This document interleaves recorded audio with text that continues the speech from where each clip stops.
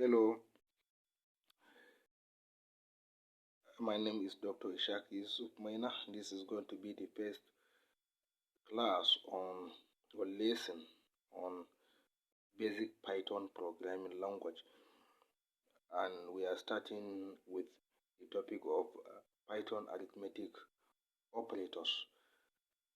It is most probably, not even probably, but necessary that in programming we are going to deal with manipulation of data. How do we manipulate data? We manipulate data using operators.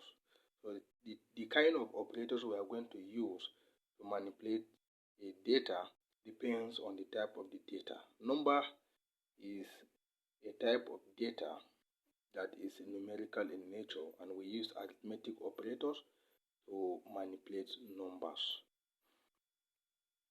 Arithmetic operators are not something that we are going to be scared of.